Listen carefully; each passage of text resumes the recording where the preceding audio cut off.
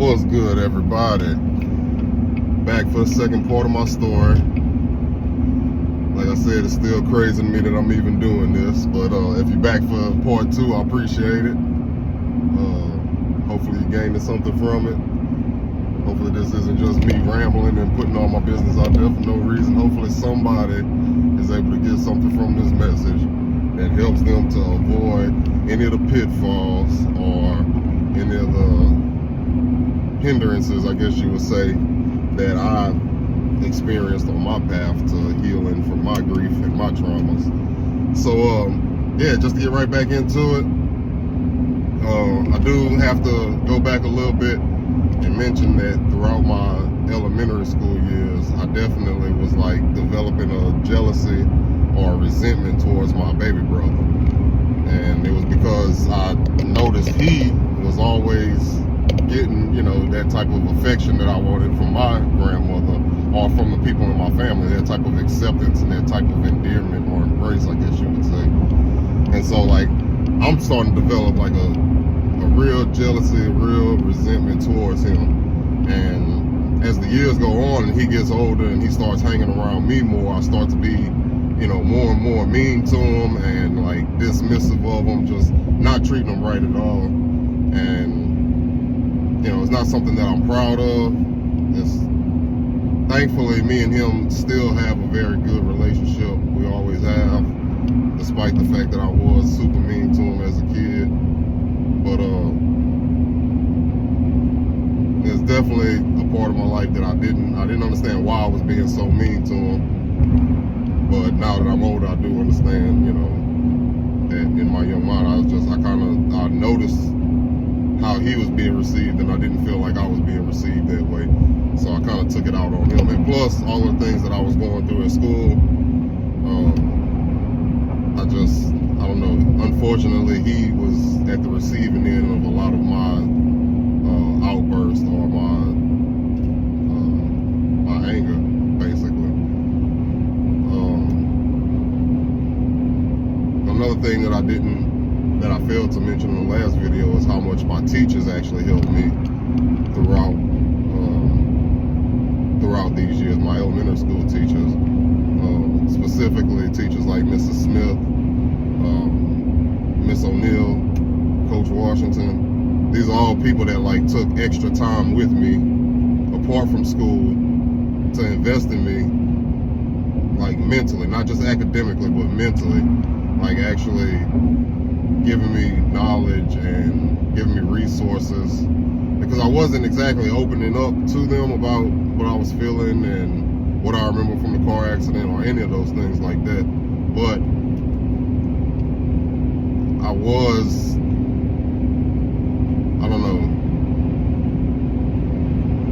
I was more expressive with them than I was with most people. And even though there wasn't really much that they could do, it was just little simple things. Like, they would pick me up, on a weekend and take me to McDonald's because I had been doing so good in school, because I had won so many awards. Or, I had, one time, I think I might have mentioned in the last video, maybe I didn't, I was published in the 4th grade. I won the Young Authors Contest for a poem that I wrote. And I didn't even know that my teacher was going to submit it. She submitted it without my knowledge. Like, I didn't know at all. And then one day she's picking me up and she's like, yeah, you won, you got to go get your medal, and there's a little presentation, etc., etc. She ended up taking me out to eat and stuff. Little things like that. Miss O'Neill gave me a book. I was telling her about some of the things that I was going through at home, and she was like, I really want you to read the autobiography of Edgar Allan Poe. And so gave me that book. And like I said, a lot of this, I didn't understand it at the time, but it was all information that did set a foundation for me to be able to deal with some of the things that I was going to be feeling later on in life. So, super thankful for that. Another thing that kept me going was this idea that I had that my parents could see me. Like I said, I had very spiritual grandparents, very spiritual family, period. And for them, it's like, spirits are here with us, and they can interact, I guess, and they can be happy, they can be sad. Now that I'm older, I've read the Bible a little bit more. I understand that in heaven there's no sadness, there's no, none of those emotions like that. long time in my life, that's what I used as like fuel for me to do right, for me to do good, because I wanted to make my parents proud. I didn't want their deaths to be in vain. I didn't want to be down here making them sad. To the best of my ability, you know, I wanted to do good, do things that would make them proud, and, you know, hopefully, I don't know, it was just something that I used as fuel. That was a thought I had in my mind, that I was able to make them proud, or I was able to make them sad. So I was trying to make them proud as much as I could. But a very confusing time, those years, like I said, trying to get used to my people, trying to develop those relationships, trying to figure ways to express what I'm feeling without getting shot down. Just looking for that acceptance and whatnot. But I go into the 6th grade, and I want to say the summer before sixth grade year, we went and spent the summer in Monroe with my grandma. It was the first time that we would spend, you know, that amount of time with her in a long, long time. So we wound up going to spend the summer with her in Monroe. And I'm super impressionable at this time. I'm picking, like I said, I'm picking traits out of all of the male figures that I have around me. I feel like because I lost my dad and my older brother, which would be the two primary sources that I would have drew from, had things, you know, going the way they typically go, I guess you would say. So I have a cousin out there, and he was much closer with D than he was with me. Him and D, whenever we would all get together, you know, they were kind of, you know, they would be real close, and they would kind of like play pranks on me and stuff like that. So I was the little cousin. But now that D is gone, you know, he started, you know, building that relationship with me. We started being close. And so if there was anybody at that time that I wanted to be like, that I wanted to fashion myself like, it would have been him. Because he just seemed so cool to me, and, you know, he didn't seem like he was dealing with any of the problems that I was dealing with, you know, as far as like bullying or people not listening to him not being received, being accepted. It just seemed like so cool, man. He had the cornrow, the Allen Iverson braids, the cornrows, gold grill. He just seemed so cool to me. I wanted to be like him a whole lot. So when we spent that summer out there with them, you know, I started really trying to like imitate him, and watching, you know, how he moved and how he spoke and how he carried himself and how he dressed, just the whole nine. I'm really like trying to fashion myself after him. And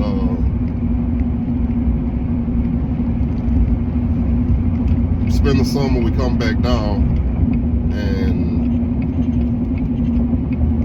this is the first time where like I realized, but first time that I had some type of issue with my heart, right? Grew up throughout my life, I had issues with my heart.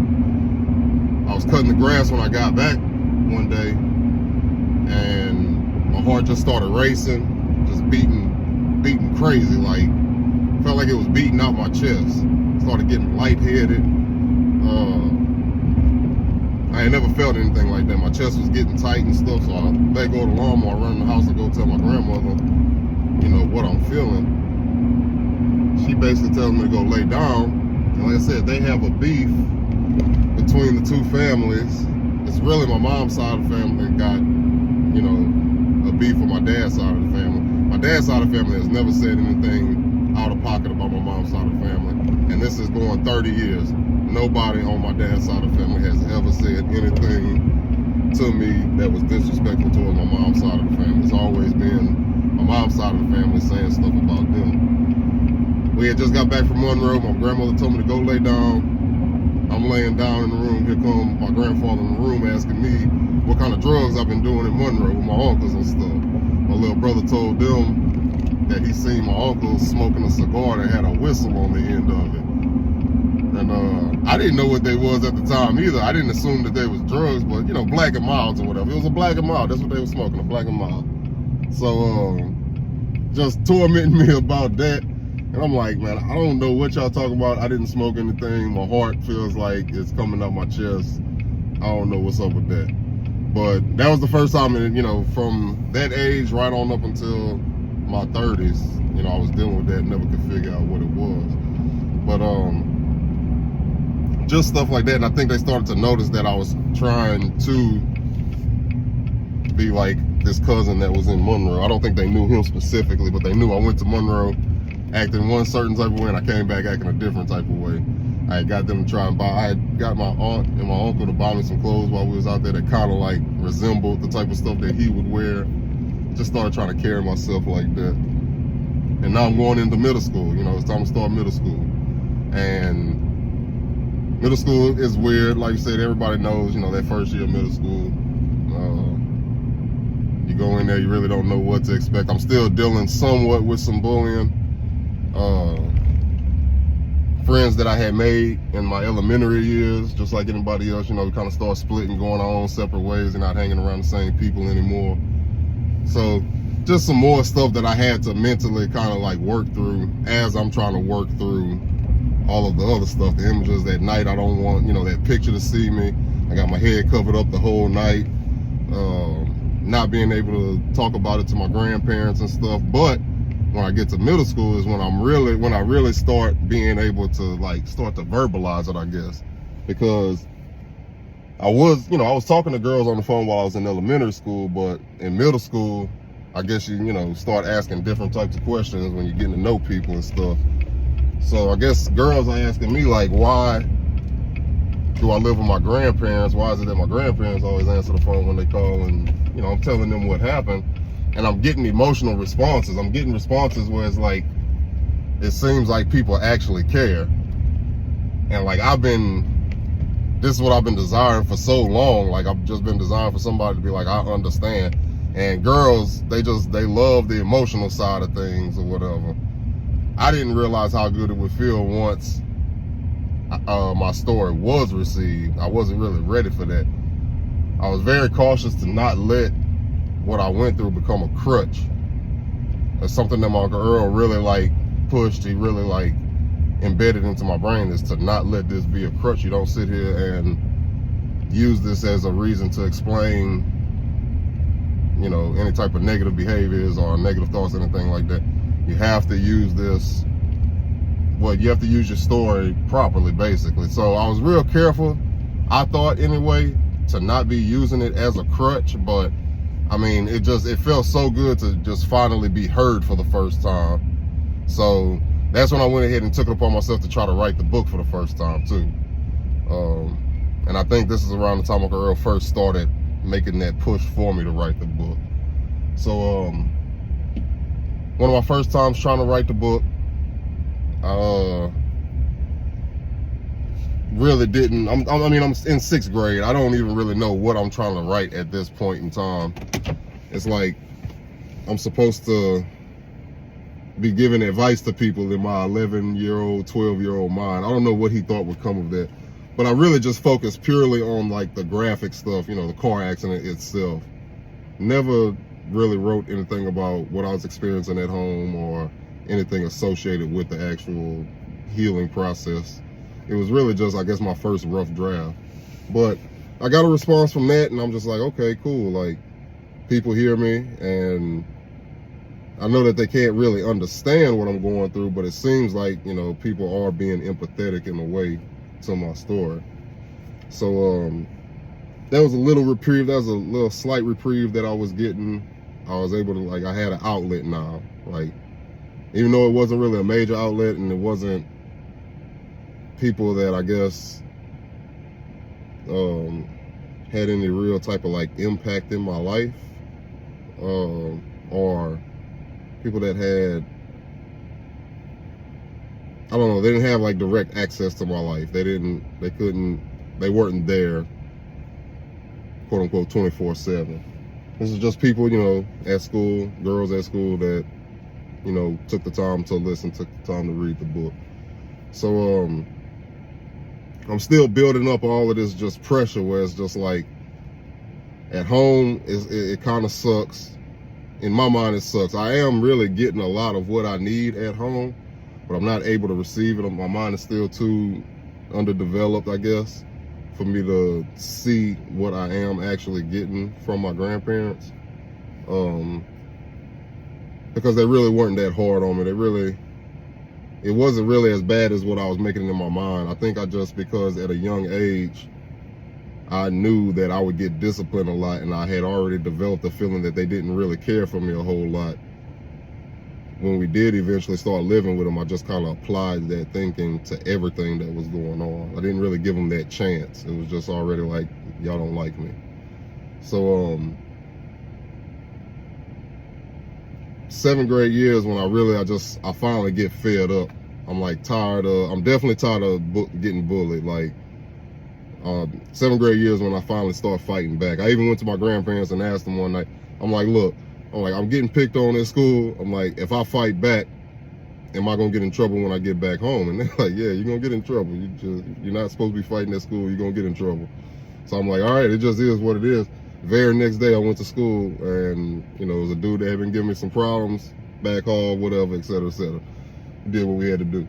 But that's when I kind of realized that these fears that I had in my mind about them, about what they might do to me if I was to like get out of line and all of that, I realized that it really wasn't as bad as what I was making it out to be. And that was kind of a bad thing, because now I felt like I could kind of like, not say throw my weight around. I always had much respect for my grandparents. I wouldn't throw my weight around like that. My grandmother was 5 foot nothing, sweetest little Cajun Creole lady that you ever would meet. My grandfather, not much taller, old, blind. I always had a lot of respect for him, to the point where I wouldn't use my size or use my strength to take advantage of him to get my way or anything like that. But I did rebel. I'm not gonna make it seem like I was just an angel and that, I never got out of line with them and stuff. But I did have that respect to where I wouldn't throw my weight around. But I did realize that it's like, okay, like, they're not as bad as I'm making them out to be in my mind, as far as the discipline aspect of it is. And even if they were, I'm getting into an age where like they can't really do much, I guess you would say, to hurt me. Now I have a whole lot of family. That's what really kept me in line, because I felt like if I did get out of line with my grandparents, then the whole rest of the family was gonna jump on me. I didn't want that to happen, because I had a big family. We got a big family down here. And I felt like all of my uncles, my brother-in-law, my sister, my cousin, everybody would have jumped on me if I would have took advantage of my grandparents. And I would have completely understood it, because it'd have been dead wrong for me to sit there and try to take advantage of them, because they were old, they were old people. And, I was growing up, I was already 6 foot by the time I was like 13 years old. So it would have just been wrong of me to do that. But I did notice that I could get away with a little bit more than what I thought that I could get away with, as far as what I was feeling on the inside. And so, like I said, I started fighting, and that's when I really kind of just started going downhill, is when I started realizing that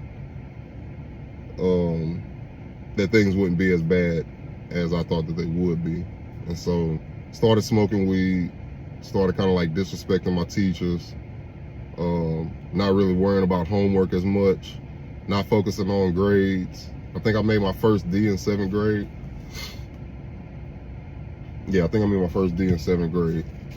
And I was still terrified about that. Like I said, I had crazy respect for my grandparents, but I was just getting to the point where I didn't care. And I'm not even saying get to the point. I was at the point where I just didn't care anymore. I felt like I didn't have nowhere to go for me to like console what I was feeling on the inside. I still didn't quite understand what I felt on the inside. I was able to verbalize it a little bit better, but I still didn't really understand what I was going through or what I was feeling well enough to verbalize it. But I just started to not care. So the summer of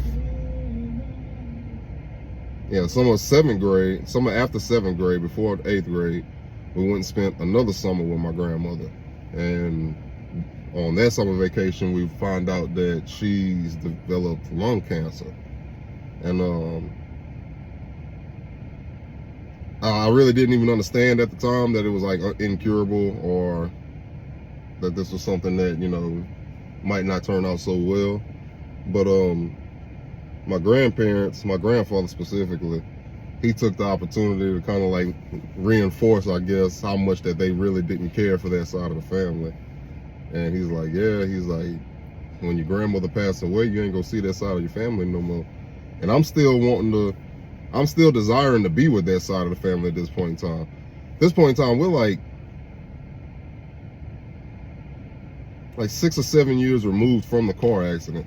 And this is just something that I realized in my adult life. I didn't start dealing with it until I was like 12 or 13 years old. Around 11, 12 or 13 years old. Which is like 5 to 6 to 7 years removed from the actual car accident. For me, I still need that reprieve. I haven't even begun the grieving process. It's still not even, I'm not gonna say fresh for me, but there's still a lot of work that needs to be done as far as getting me through what I'm feeling. For everybody else, 5, 6, 7 years have passed. Whatever pain, whatever thoughts that they were having, they've probably already worked through that. And now you have me coming bringing all of this stuff up, and that's probably why I got a lot of reactions that I got. Is because, you know, 7 years later, now I'm starting to bring up the things that they probably fought pretty hard to get through themselves. Losing a child, losing a sister, losing an aunt, all of my family members, you know, they lost somebody too. And so I got to the age eventually where I could understand that, but at the time I didn't understand that, you know, that amount of time had passed through. I mean, there's just, for me, it wasn't new, but it was still something that was never addressed, I guess. So,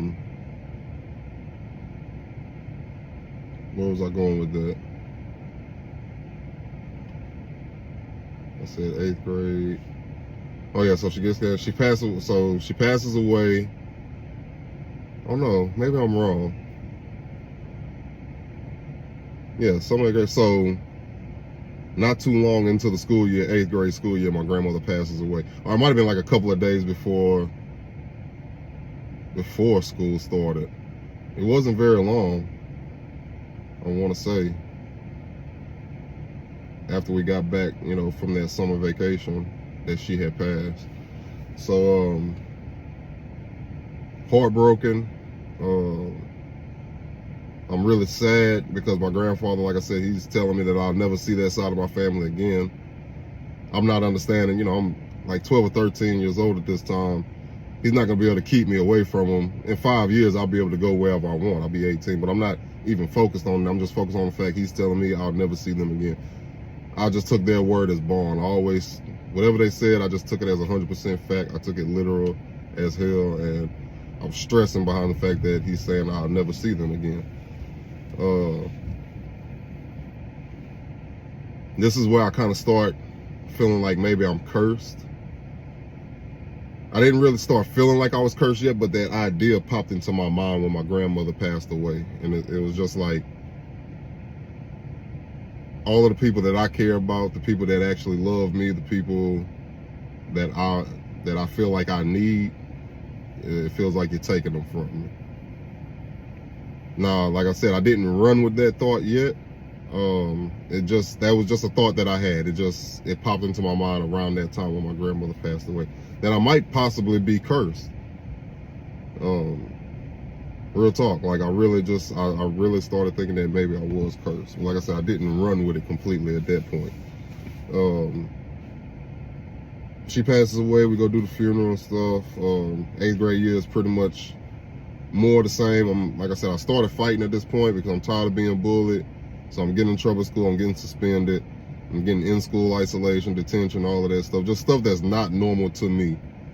This whole time I've been a straight A kid. I've been respectful to my elders, respectful to my teachers. Respectful to my grandparents. I even started kind of getting disrespectful, fly at the mouth with my grandparents at this time. Regrettably, one time I remember telling my grandmother, you know, like, I think you're racist. I think you're mad at me because I'm mixed, because my dad is black. I think that's why y'all don't like me. Stuff like that. I started really just, like I said, slipping off of that cliff that I was just dangling on for the longest, because I didn't know how to express anything. I didn't have anywhere to go to express anything. And it was just getting to that point where, you know, pressure bust pipes. Like, it was going to all come out eventually. And it was just starting to manifest itself. I was letting my grades slip. Me and my little brother's relationship was terrible. I was always mad at him. I didn't want to like spend any time with him.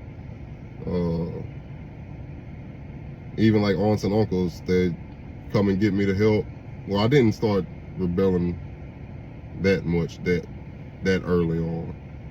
Most of that was in high school. But definitely, like, I stopped caring around 7th, 8th grade year. I stopped caring really about most things. And I was really just trying to figure out my place and figure out how to feel better about anything. Weed, it seemed like it did it. It took me away. You know, it made me forget about some things and stuff, but that was another battle in its own.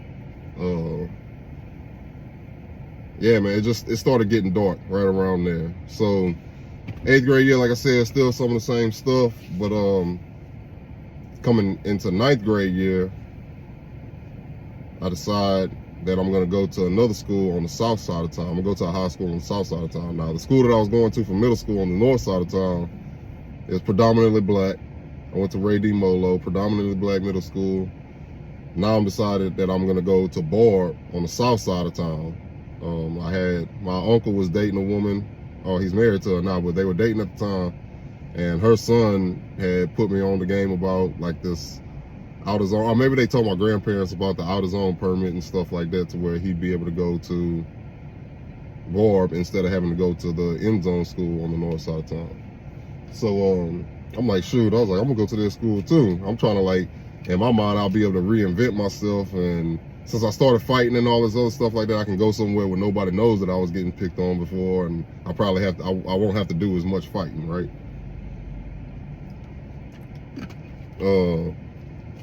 That's what my mind was on, really. It didn't work out that way, but anyway. So I did the out of zone form. So 9th grade year, now I'm gonna be going to the school the high school on the south side of town, predominantly white. It was like a cultural shock. Just, even though I'm being raised by it's hard to explain, in South Louisiana. If you're not from Louisiana, you're not gonna understand. But my grandparents are like white skinned, but not actually white. Crazy, I know, but it is what it is. I'm going around like quote unquote actual white people at this time. That's what I'm thinking about it at. And it was just a culture shock, you know. It was just it was like a 180 going from the north side of town to the south side of town. But instead of like bolstering or enhancing the ideas that I had, you know, as far as being good and doing good things and stuff like that, it did the opposite. Like, I went further and further downhill as the years went on from there.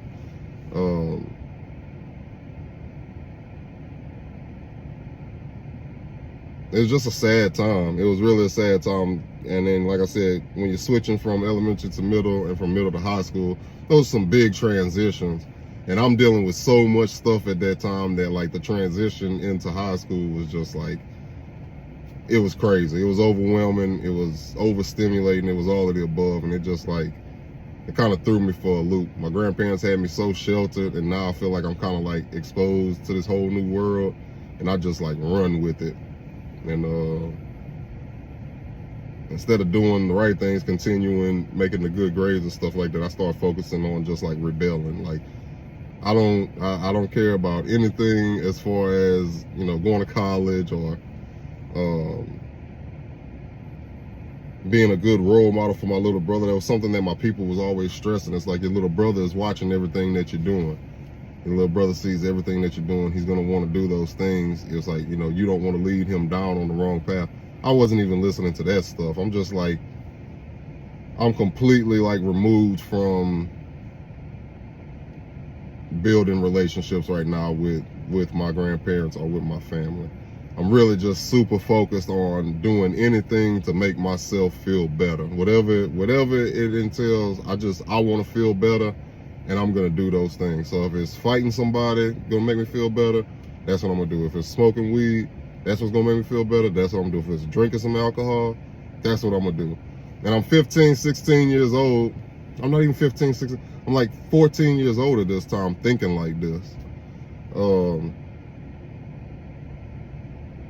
It was a few people from Molo that went to Barber as well, but I didn't really hang with them a whole lot at Washington, at Molo anyway. So I was really just kind of like solo dolo, like trying to make new friends, and just like I said, continue to just try to fit in somewhere where I'm accepted, somewhere where I'm embraced. And I'm just trying to make myself feel good. Like, I've spent so much time from the age of 6 to the age of 14 feeling like crap, feeling like just worthless, and even though I'm making good grades, feeling unintelligent. I just would find all kind of flaws with myself. Even when I look in the mirror, I would find flaws with myself. I never saw anything really worthwhile. And so I just want to feel good at this time. So that's what I'm going to do. And so I carried that mentality over into high school. And like I said, it's predominantly white school. They're not entertaining none of the foolishness that would go on like at Molo or whatever, but I did make it quite a bit of time at that school. I did make, you know, friends over there. I met Johnny. You know, that's something else that there's a lot of things that I kind of just skip over. But this whole time, I'm still kind of like looking for that brother figure, that older brother, because me and my older brother was like so close. I'm still looking for that relationship with someone that could kind of mimic what me and my older brother had, where it's like we're inseparable, we got each other's backs, that whole get up, right? And so when I get to Barb is when I meet Johnny, and me and him click like almost instantly. I want to say I met him 10th grade year. I had switched PE hours. I walk into PE, and some of the people that I had PE with the last year, they were like, "Oh yeah, we got somebody for you." All this other stuff talking about Johnny, and they're like, "Yeah, we got somebody that's gonna be able to lock you up." All this other stuff like that. So me and him pretty much going head up, and he's cold. He's a little squirrely, 5'7", just quick, nimble. You know what I'm saying? He's shooting all over me. I'm 6'3" at this time. I'm 10th grade, I was about 6'3" already. We'll say I was between 6'1" and 6'3", and he's like 5'7". He's like shooting over me and stuff, and it was just crazy. We going back and forth the whole time or whatever. But at the end of PE, we kind of like link up. We find out we're from the same side of town. He knows some of the people that I know, et cetera like that. So we start hanging out. And when I say Johnny wound up being like what I would, even at that moment in time, like I remember thanking God for giving me my older brother back, because that's how close me and Johnny was. Like he really embodied what I was looking for as far as that relationship. He really took me in just like a little brother. I'm not gonna say we were the best kids. I'm not gonna say that we were just angels and stuff like that, but it did keep me from like veering off too far. We did kind of like, we did things, like I said, we did things that probably would be frowned upon or whatever.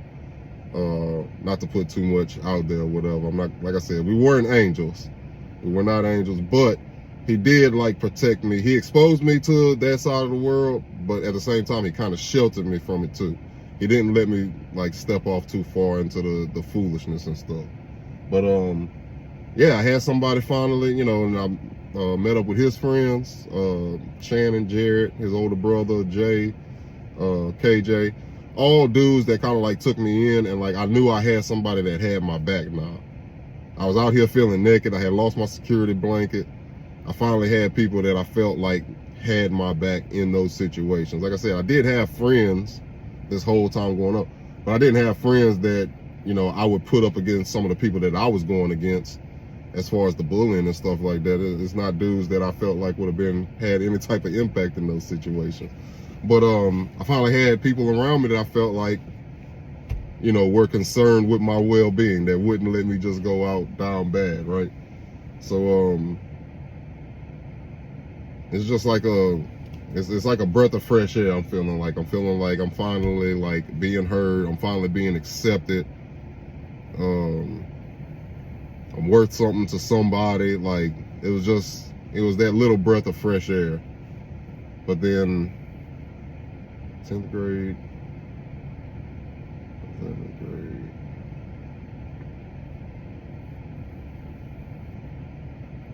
So I think my 10th grade year is when it happened. Anyway, like I said, me and Steve, my cousin Steve, in the last video I was telling you, me and him, out of all my family members, me and him developed the closest relationship. Always spending time with me. He showed me how to shave and everything. One night I'm on the phone with the girl that I'm dating at the time. I dated the same girl all through high school. So I'm on the phone with her. I'm not even supposed to be on the phone. I'm sneaking on the phone. My grandmother couldn't stand for me to be on the phone at night. But I'm on the phone with her, and my uncles and my cousins. I got my godfather, one of my oldest cousins, and Steve. They're all working outside on a dump truck, trying to fix something on the dump truck. I'm on the phone with her, and I hear it getting real loud outside. And like, my family isn't the loud family. Like, my family, they're the ones that they'll place the dominoes on the table politely. They're not slamming dominoes on the table. Or if they're playing spades, they're not slamming, you know, cards on the table and stuff. Very quiet. We don't, you know, this is very unnormal for them to be just shouting and yelling and screaming in the middle of the night. It's like 10, 11, it might be midnight at this point. It's real late at night. So I go to one of the front rooms and I open the window and I'm like, what's going on? I was like, everything all right? I'm like, y'all all right? And they're just like, where's the jack? Where's the jack? Where's the hydraulic jack at? Where's the hydraulic jack? And I'm like, I think it's in, you know, I think it's at Papa's house. I think it's at my grandfather's house, at our grandfather's house. I think it's at Papa's house. And they step to the side and I can see the lower half of Steve's body. I don't want to do too much because I want to respect, you know, his mom, his sister, his nieces. So I don't want to put too much of the graphic out there, but I see the lower half of his body hanging off of the side of the 18-wheeler. Basically the bed of the dump truck, you know, had fell on him. And I'm like, I think it's at Papa's house. I think it's at Papa's house. I think it's, you know, my grandparents had bought an old car so that whenever they had somebody to bring us somewhere, we had our own vehicle for them to drive. They didn't have to drive their vehicle. So I think it's in the trunk of the car. I think it's in the trunk of the car. I called my grandfather, like, Papa, where's the jack at? He couldn't really remember. So he told me he had his floor jack in the back of the car. So I go back to the window. I tell him, I said, you know, the floor jack is in the trunk of the car or whatever. Floor jack isn't really what we need, but some kind of way they use the floor jack and, you know, they free him or whatever. But, you know, right there in the front yard, you know, another person, like I said, that I felt like actually cared about me, a person that I felt like I needed, taken away from me. And that's when I said, I'm cursed. I said, I'm cursed. It's definitely me. At this point, now I know, beyond a shadow of a doubt, I'm cursed. I was like, God clearly has a grudge against me. Since 6 years old, he's had something against me. And I was like, and I don't know what it is, but I don't want nothing to do with him. And I started cursing God's name. Like, I really got dark. I started cursing his name. I started, you know, he don't have nothing good for me. All he do is take from me.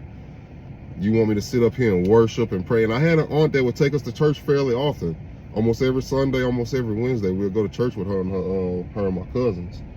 And So I was getting, and my family is very religious, so I'm getting a very solid religious upbringing. But the evidence that I have right now, you done took my mama, you done took my daddy, you done took my older brother, you took my grandmother, now you done took my first cousin, you done took Steve.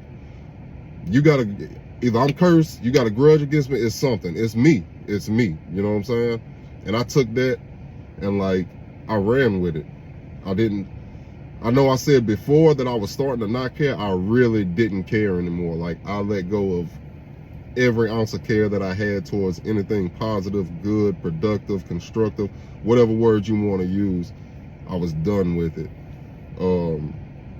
I felt like if this is the life that I'm going to be living, to where like everybody that I love and care about gets taken away, then I'm going to stop loving and caring about people. Because it hurts. Like, why do people keep on getting taken from me? Why do you keep on taking people from me? I don't understand. I don't know what I could have done to you from the age of 6 years old for you to be doing this to me. And just, I went really dark. I started carrying guns. I started selling weed. I started selling drugs. I was selling weed and coke. Still fighting. Just, I mean, sneaking out the house and stuff, leaving my grandmother in the house. You know, she doesn't even know that I'm gone. Just the whole nine. Like, I just really let go, and I just didn't care anymore. I didn't care anymore. I had started working at this point because we was poor. You know, my whole life I was poor. I was tired of being poor. As soon as I made 16, I went and got me a job. You know, that's where I met one of my plugs. I started selling weed and stuff. It was just, I felt like I had more freedom because I could leave the house and I could go to work. And I didn't necessarily have to go straight back home. I mean, I could go do kind of what I wanted to do. I just wanted to be, like I said, I wanted to numb myself as much as possible because I was just tired of hurting. I didn't have nowhere to go that I felt like really safe. I mean, I felt good with my friends. I felt good with my little cousins and stuff like that. But all of this anger that I had on the inside, all of this hurt, all of this pain that I had on the inside, I felt like the whole world needed to feel it. The whole world needed to see it. The whole world needed to hear it. But at the same time, my heart is so convicted and I've seen so much. I don't have a bone in my body that really wants to hurt anybody. I don't have a bone in my body that really wants to exude any of this negative energy. I really want to be this lighthearted. All right, phone had died on me, but I'm back. I'm running out of sunlight anyway. I'm gonna end this video here shortly in a second. But like I was saying, I want to be a lighthearted person. I don't wish no bad on nobody. At that time, even though I'm feeling cursed, even though I'm feeling like I don't care about nothing anymore, on the inside, who I am at the very core of my person, before I've had to develop this hardened exterior and trying to pretend like things don't faze me and stuff like that. On the inside, I'm a lighthearted dude. I don't want nobody to feel bad because I know what it feels like to feel like crap. I know what it feels like to feel worthless. I know what it feels like to just hurt. And I don't want nobody to feel like that. I like to crack jokes. I like to, you know what I'm saying, liven up. I like to speak life into people and stuff like that. But I'm just so hurt right now. Like, and I feel like I said, I feel like I'm cursed. I feel like God has a grudge against me. And if God has a grudge against you, you get, I mean, what do you do? What do you do? You know what I'm saying? Like, you can't go up against God. So like, I'm just kind of like rejecting everything that I've been taught so far up to this point about God. About how, like, you know, he has my best interests at heart and that something good is going to come from this story and all of that. I started letting go of all of that. I don't want to hear none of that. I'm tired. I'm just hurting and I'm tired. Like, I don't know how much more I got left in me. And I continue just on that bad path, man. And eventually, like I said, after building up so much pressure and stuff like that, pressure bust pipes, and eventually I did have my moment where, like, I had reached my capacity and it all came out. And that'll be in the next video. Like I said, I'm about to stop it right here because I am running out of sunlight anyway, and my phone dying on me and all of that good stuff. So a little bit shorter than the last video, but I do appreciate, like I said, if you're returning and you're watching my videos. I hope I am making some sense. I hope that you are getting something from it. I hope that somebody that you know, maybe somebody that you don't know, can get something from this story.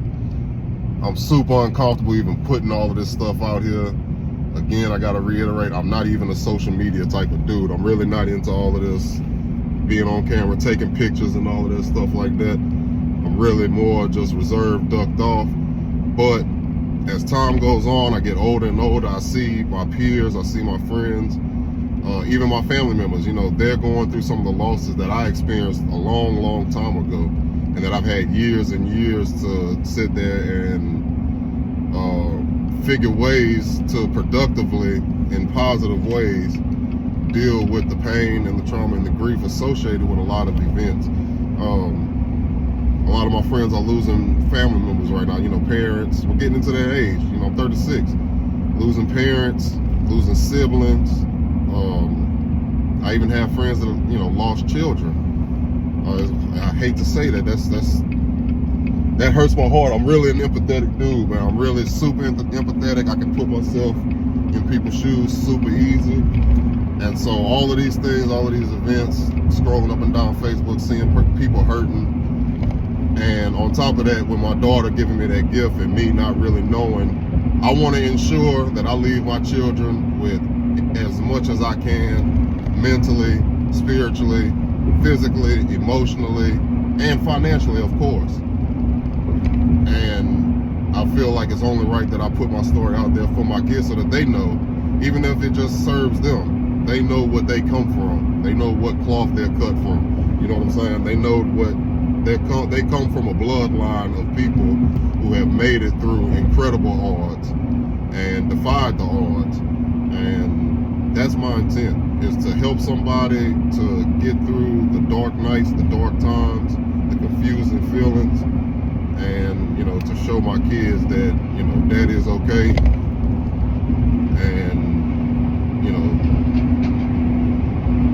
it's a blessed life. That what happened to me, that's one page, 1 or 2 pages in the book of my life, and I've had a very blessed life. I have a very blessed life, and hopefully my story will be a blessing to someone else. I've struggled with purpose. I feel like this may be one of my purposes here on this earth, is to share with people what I went through in the hopes that they're able to avoid some of the things that I experienced.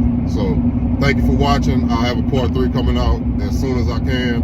I am working 12-hour shifts. I'm working a turnaround right now. I got a white hard hat. I got a white hard hat. If you know, you know. But I'm working turnarounds. Oh no, they got traffic. I'm getting up off of here. I'm getting up off of here. We're gonna take the back streets because I'm not sitting in no traffic.